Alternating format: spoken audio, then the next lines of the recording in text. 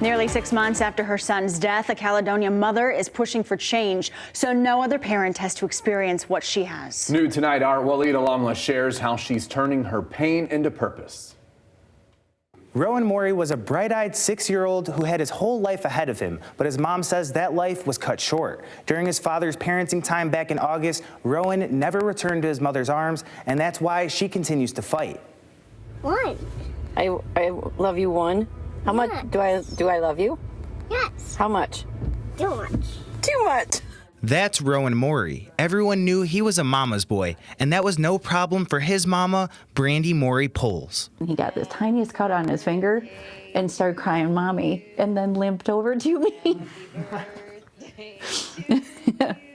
He was very babied. Yeah. And I'm so glad that he was. But Rowan still had more life to give. But he talked about us and how big his family is and how much he loved his huge family with all of his brothers and sissies. The love was mutual for stepdad Brian Poles. No, he was a wonderful kid. He was an amazing kid, very well-mannered, very smart. I mean, he was in kindergarten and his math skills were just immaculate. Say pop. Pop. Say sickle. Two. Rowan wouldn't get a chance to further hone those math skills. In August 2024, Rowan was staying with his dad, Michael Winchell, in Isabella County. The parents were scheduled to exchange custody, but Brandy says Winchell never showed up.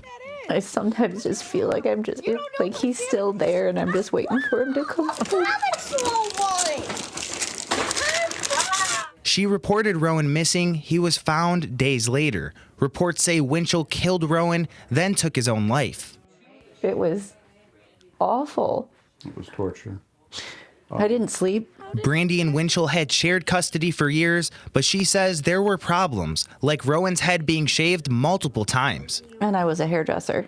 So, what better way to get back at me? So he did this 4 times. The second time was when I was diagnosed with breast cancer. The last time he did it was right after we got married, and it was in January. Brandy says there were also issues with exchanging their son.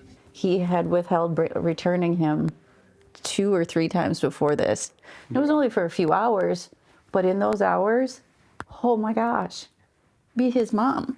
She says she reported these issues to officials, but didn't feel heard. I felt like they thought I was just being ridiculous, and they treated me as such. Fox 17 filed a Freedom of Information Act request with the Isabella County Sheriff. Documents show after Brandy reported her son missing, wellness checks were made at Winchell's home, but due to state policy, an Amber Alert wasn't applicable. To get an Amber Alert on a child is so difficult. And if there's a high conflict co-parenting situation, like those sheriffs treated me, like, oh, he's just messing with her. Like, this kid was missing 52 hours before we found out he was gone.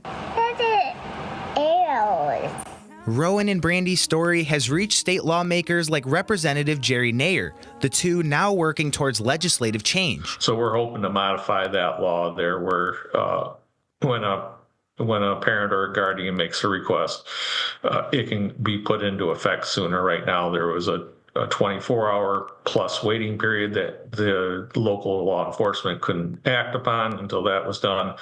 And in this case here, that wasn't soon enough. For Brandy, this is a fight she'll keep up in memory of her son. Yeah. I won't quit. I want his story out there so much because he was such a light. Yeah. And he was so sweet. And he really loved his mom. Yeah. He always wanted to be a superhero, and I can tell you, he's already saved some children. Representative Nair's office is working on a bill to amend the Amber Alert law. They hope to introduce it in the House sometime this spring. As for Brandy, she hopes sharing her story will help others. In the studio, Walid Alamla, Fox 17 News.